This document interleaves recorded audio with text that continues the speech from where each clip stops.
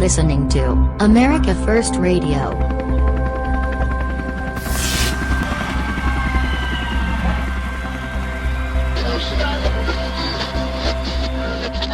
Here is your host, Paul Adams. Yeah, it's Friday night, and it's a beautiful evening here in Santa Monica. Very light breeze. It's kind of warm. It's not too cool. Hear some music out here and maybe some young people. But I wanted to keep it light and upbeat because in this podcast we're going to go over Mr. Trump's cabinet, and we're going to draw some similarities between his life and mine, maybe. Just kind of, keep it loose. I want to start off on a very positive note here. I watched a video on YouTube of Donald Trump working as a bellboy and delivering breakfast. Talk about room service. And I watched the people's reactions. I just loved it. The video on YouTube is called President Trump Works as a Waiter at His Own Hotel. You gotta love Donald Trump. He who is the greatest among you, let him be your servant. Mr. Trump, thank you for your example. And also want to thank you for being married 3 times. We have something in common here. I was married, let's put it this way, I've been divorced 5 times.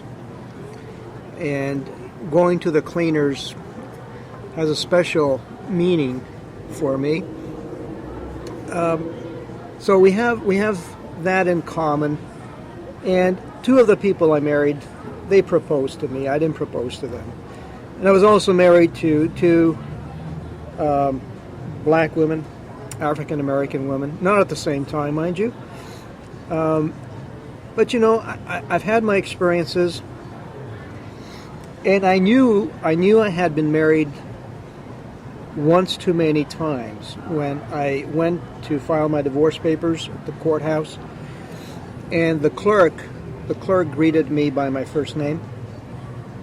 It suddenly hit me. I gotta stop. This is not going the way it was intended to go. So in 2008, I met this wonderful woman who is a retired 32-year Army veteran. She was coming out of her 6th divorce at the time. And together we sat down, we co-authored a book over 3 years. It took us a long time to sort it all out. We went through our childhoods, we went through our characters. It was more therapy than anything else. And the book is not a bestseller yet, but it's called 93 Things We Learned from Our Last 11 Marriages. And I'm not trying to sell the book here. Okay, I'm just giving you a backdrop of where I'm coming from, so you get a better idea. And Mr. Trump had the Miss Universe contest. The closest I've come to a Miss Universe is when I was interviewed on television by a former Miss Universe, Karen Baldwin. She had her own TV show, and I was brought on to discuss fitness. At the time, I was on top of my game in the fitness industry, and so that's my link to the Miss Universe world. So I just heard recently that my good friend, the Army veteran, got married for the 7th time, and God bless her. Apparently she's very happy right now, and that's all that matters. So that out of the way, let's see what's happened lately here. Wisconsin denied Jill Stein a hand recount, and Pennsylvania, well, they missed the deadline for the recount.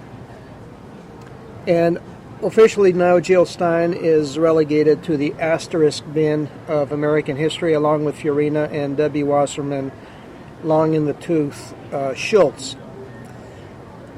See, they were hoping the recount by hand would take so long that it would go past the December 19th deadline when electors vote, and then the election could go to Congress, and somehow by some convoluted logic, I don't know how these people think, they could say, well, Hillary won the popular vote, blah, blah, blah, and let Congress decide. I have no clue how these people think. But it ain't happening, folks. It just ain't happening. Now, I understand there's a group of 15 electors that are not going to vote for Trump for some reason. I wonder if they were cajoled, threatened, bribed, blackmailed. Who knows, right? But they're not giving up the fight, folks, and things could get really deadly serious here. We're dealing with the ruthless sociopaths, that subscribe to Lucifer's rules for radicals, and their henchman Soros thinks he's God, and his life's ambition is his culminating work, according to one interview, is to destroy America. That's what he said. So if the diabolical globalist misfit Soros wants to play some poker, let's play some poker. You want to play poker with the God of Abraham, Isaac, and Jacob? Have a seat. Let's deal. See, they know, Soros knows, okay? He knows this is his last chance to take down America. He knows there's no way they're going to win another election in 2020. So this is their last stand. And they would rather scorch the earth than go away quietly. And that's why, by the way, Mike Savage has a book out called Scorched Earth. It's no coincidence. Okay, he has figured it out. The war has been fought so far behind the scenes, through the emails and the dirt that everybody has on everybody else. It's like a Mexican standoff. Instead of guns, we have emails. But we have more dirt on them than they have on us. But, if they have war gamed it and somehow they know they can't win, this war could easily go from cold to hot.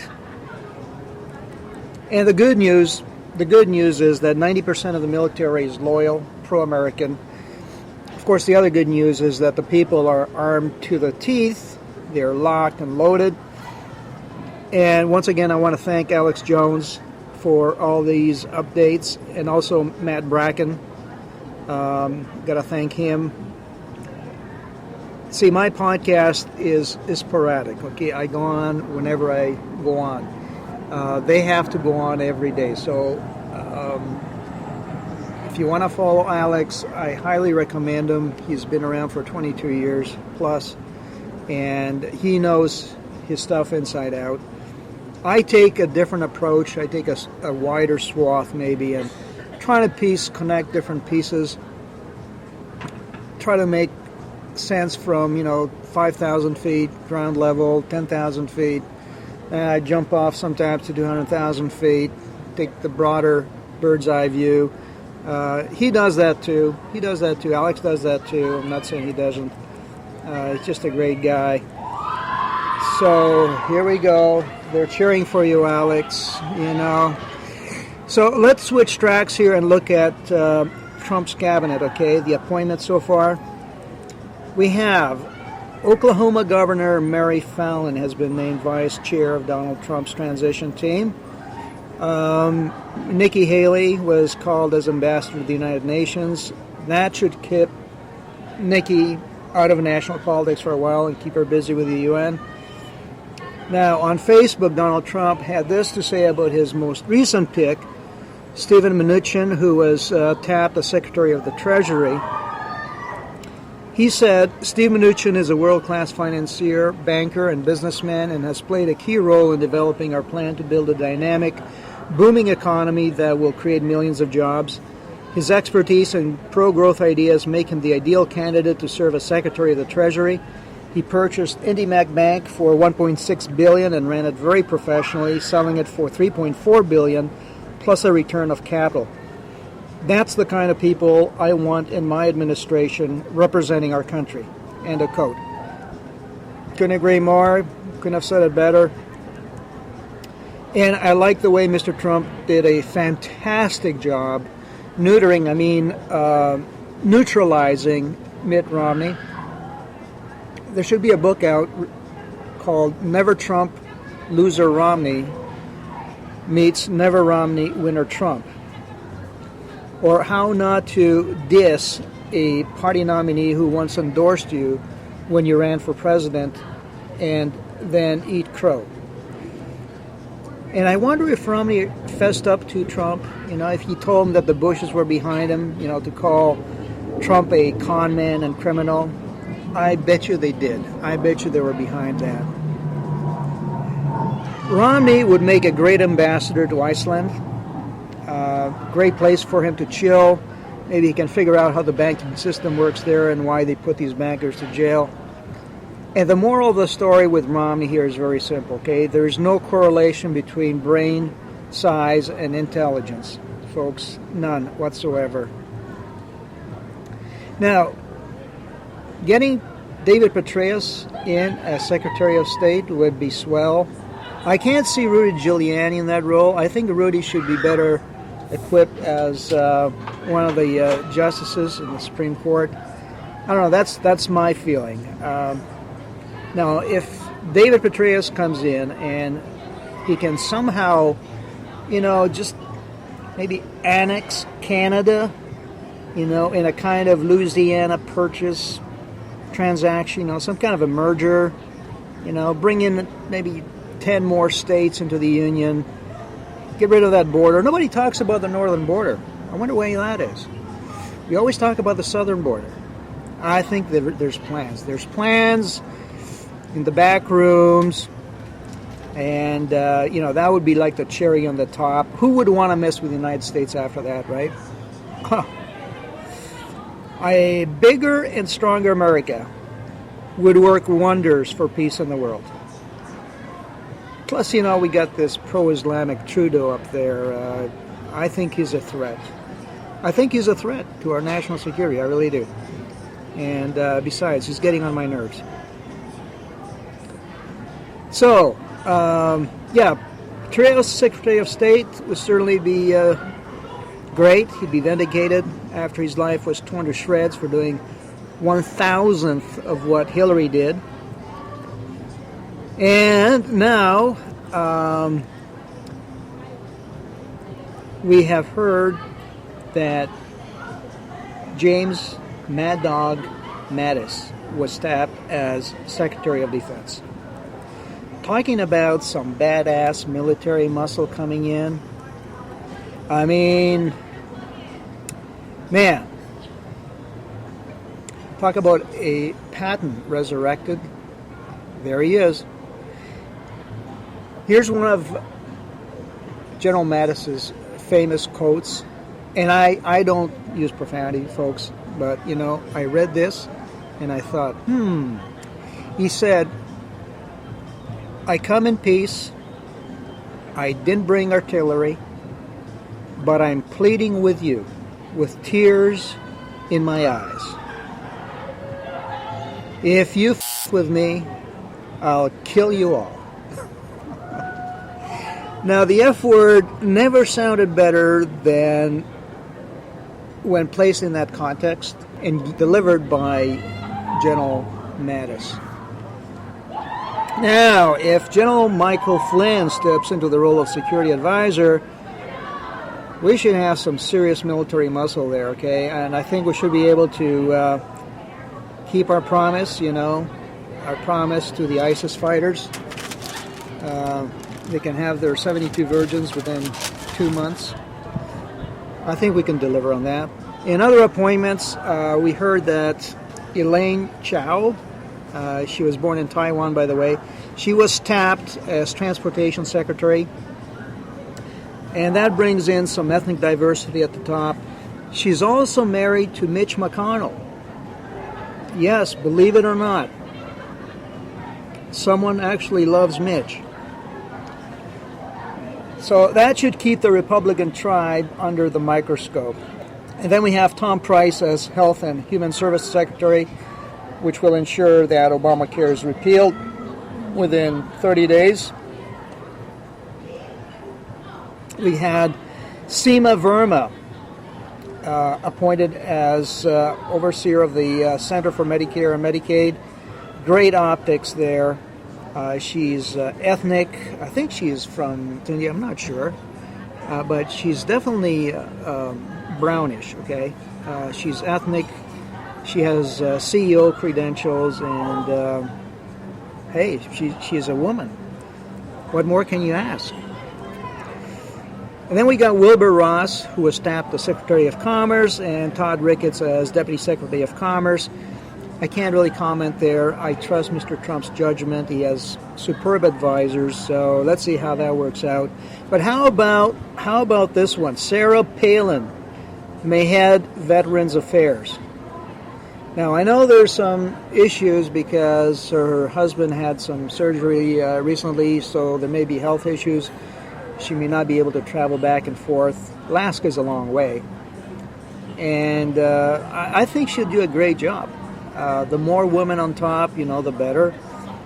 I would love to see Mrs. Burnell Donald in his team. Now, she's an attorney, she's a Christian, she's African American, she's been on CNN lots of times, she's sharp as a tack, and boy, she'd do wonders. She's faith-based. If you read some of her tweets, absolutely will blow you away. Every time she's about to go on television, she prays. She actually prays that her words would be inspired and she'd be directed. And I think she would do the country a lot of good. A lot of good. But, hands off, that's Mr. Trump's prerogative, Now, he also appointed Betsy DeVos as Secretary of Education, which is a brilliant move. Betsy's a billionaire, okay? She's married to the heir of the Amway Empire, and she could be that gift that keeps on giving because she also helped her brother Eric Prince form Blackwater. That means that the mercenary private army will be at Mr. Trump's beck and call. Maybe they'll show up at the inauguration, to add to the 2 million or so bikers that are supposedly going to be there, just in case, the delusional Soros and his anarchists want to square off. Folks, if it's civil war that Soros wants, civil war Soros will get. Except now his home address is in the public domain. Okay, this is not 1960s where we only have newspapers. We are in the digital age. Everything can be transmitted in a flash, with a cell phone, few pictures, Facebook, Instagram, Periscope, Twitter, Gab, Reddit. So whatever form that confrontation will take, it will be short, lethal, and very conclusive. It will be done very, very quickly. And I'm ready to go. I'm ready to roll. Mr. Trump, if you need me, I've got my AR-15. I've got my 11,000 lumen flashlight that can shine down 3 blocks. It will blind a rhino. And, hey, I'm ready to go. Now, if we can safely presume that Soros is the mastermind behind, the mainstream media, all that political gambits that have so far failed. If he's the guy behind all the mind traps that they're setting for us, to box us into some kind of alternate reality with the mainstream media, then I'm venturing to say that he is gradually transitioning from delusional to paranoid and maybe eventually to catatonic. I think he's coming to an end, folks. He's running out of options. He's running out of plays. Every move he makes, he makes 2 moves forward. He's got to take 10 steps backwards. And in any case, we need closure, and it's now or never. If Soros wants to push to the limit, we have to push back 10 times as hard. I'm all for overkill, okay? Shock and awe, disproportionate payback.